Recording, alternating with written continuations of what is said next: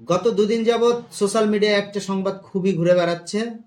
সেটা হচ্ছে 7ই সেপ্টেম্বর রোজ শনিবার বিকাল 4 ঘটিকায় লালমনিরহাট সদর উপজেলার খনিয়াগাছ ইউনিয়নের কালামাটি 2 নং ওয়ার্ডের 27 জন গ্রামের খেটে খাওয়া সরল সনাতন ধর্মাবলম্বী মানুষকে ধর্মের ভুল ব্যাখ্যা দিয়ে এবং দেশত্যাগ ও হত্যার হুমকি দিয়ে জামায়াত ইসলামীতে যোগদান করায় এবং ধর্মান্তকরণের জন্য বিভিন্ন বই প্রদান করে এবং বিভিন্ন ফর্মে স্বাক্ষর নেয়। অনুষ্ঠানে প্রধান অতিথি হিসেবে উপস্থিত ছিলেন বাংলাদেশ জামায়াতে ইসলামী লালমনিরহাট জেলা শাখার সহকারী সেক্রেটারি হাফেজ মোহাম্মদ শাহ আলম। অনুষ্ঠানে জামাতের গঠনতন্ত্রের 12 নং ধারা তাদের পাঠ করে শোনানো হয়। অতঃপর গঠনতন্ত্রে পরিশিষ্ট 11 নম্বরে অমুসলিমদের শপথনামা অনুযায়ী তাদের শপথ অনুষ্ঠিত হয়। এখন বিষয় হচ্ছে যে এই ঘটনাটা যদি সত্যিই হয়, এবং যতগুলো সোর্স থেকে দেখেছি ততগুলো সোর্স থেকে মনে হচ্ছে যে ঘটনাটা সত্যি। ঘটনাটা যদি সত্যি হয় তাহলে জামায়াত ইসলামকে অন্য ধর্ম থেকে ধর্মান্তরিত করার জন্য এই রাইটস কে দিয়েছে? আল্লাহ দিয়েছে নাকি ধর্মপ্রাণ মুসলমান দিয়েছে? আচ্ছা, সেই হিসাব নিকাশ একটু পরে আসি। তার আগে একটা জিনিস বলে নেই। 5ই আগস্টের ছাত্র জনতার অভ্যুত্থানের পর সারা বাংলাদেশে ভারতীয় উপমহাদেশের অর্থাৎ বাংলাদেশ তথা এই অঞ্চলের যেই একটি ইতিহাস, সেটি হচ্ছে অলিয়া উলিয়াদের মাধ্যমে যে ইসলাম প্রচার হয়েছে, সেটা আমরা সবাই জানি। কারণ বাংলাদেশ সহ ভারতীয় উপমহাদেশে মাদ্রাসা শিক্ষা প্রতিষ্ঠা হয়েছে 200 বছরের মতো হবে। কিন্তু তখন এবং তখনকার আগে এই অঞ্চলে ইসলাম প্রচার হয়েছে বিভিন্ন রকমের সুফি, সাধক, পীর, এদের মাধ্যমেই। এদের একটা বর্ণাঢ্য ইতিহাস আছে এবং ইসলামের ইতিহাসে সৌদি আরবে কয়েক হাজার বছর পর্যন্ত হচ্ছে যে মাঝারের একটা প্রচলিত ব্যাপার ছিল। মাঝার সম্মানের জায়গা, সেখানে ইবাদতের জায়গা না, বা সেইখানে মানুষ ইবাদত করতে যায় না। বেশিরভাগ জায়গায়, অনেক জায়গায় অনেক কার্যকলাপ ভিন্ন থাকতে পারে।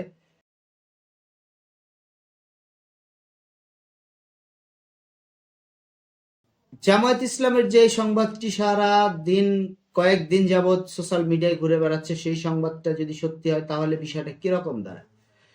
জামায়াত ইসলাম বা ইসলাম এই ব্যাপারে খুবই স্পষ্ট। যারা কোরআন পড়ে কোরআনের ইসলাম মানে, তারা আসলে এই ব্যাপারটায় কি প্রতিক্রিয়া করবে?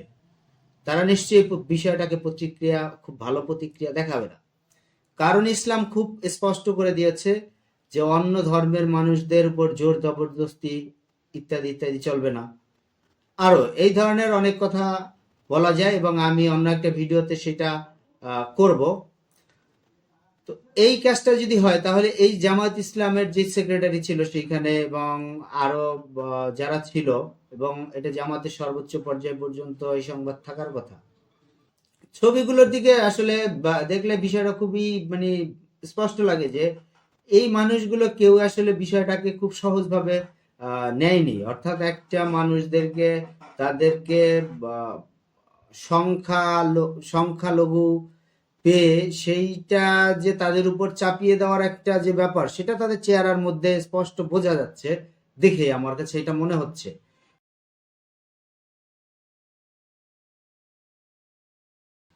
তাদেরকে যে ধারাটা শোনানো হয়েছে সেটা হচ্ছে 12 নং ধারা।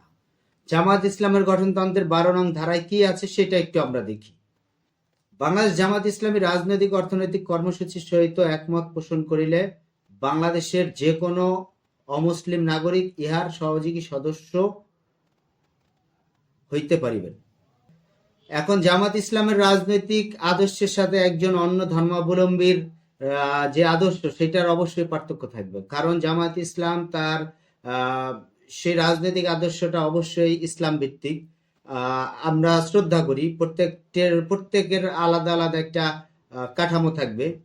কিন্তু একটা অন্য ধর্মাবলম্বী সে কখনোই জামাত ইসলাম বা আমরা যারা ইসলাম ধর্মের আছি, তা আমরা কখনোই একটা হিন্দুত্ব, একটা আলাদা, তারপরে যে খ্রিস্টিয়ান যেই সংগঠনগুলো আছে সেগুলোর সাথে সরাসরি আমরা ইনভলভ হব না, এটাই বাস্তবতা।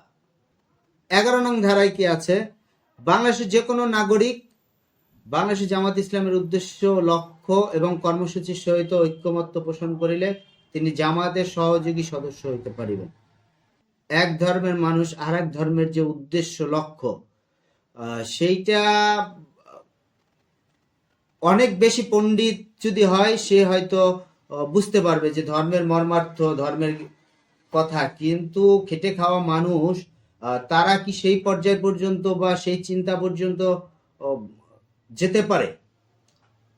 সেটা আমার মনে হয় না। এবং একটা গ্রামে এবং যে ছবিগুলো আমরা দেখছি সেটা খুবই দেখেই মনে হচ্ছে যে তারা খুব অসুখীভাবে এই ছবিগুলো তুলছে এবং তারা এই বিষয়টাকে সহমত পোষণ করেছে। বাংলাদেশের যে আইন, সেই আইনের বাইরেও যদি সাংগঠনিকভাবে হয় বা ইসলামের দৃষ্টিতে হয়, ইসলামের দৃষ্টিতে এই বিষয়টা খুবই গুরুদণ্ডর মতো একটা ব্যাপার। কারণ ইসলামের ইতিহাস, যারা সঠিক ইসলামের চর্চা করে, কোরআনকে চর্চা করে, ইসলাম মানেই কোরআন, আমাদের জীবন বিধান কোরআন। যারা কোরআনকে গবেষণা করে, কোরআনকে পড়ে, কোরআনকে ধারণ করে, তারা প্রত্যেকটা ব্যক্তি এই বিষয়টাকে ঘৃণা করবে। যদি কোনো মাদানি, আজহারি, তারপরে বিভিন্ন যেই লোকগুলোর ইসলাম পালন করে থাকে, তাহলে তাদের কাছে এই বিষয়টা খুব স্বাভাবিক হবে। কিন্তু যারা প্রকৃত কোরআনকে ধারণ করে, ইসলাম ধারণ করে, তাদের কাছে এইটা একটা ঘৃণিত কাজ।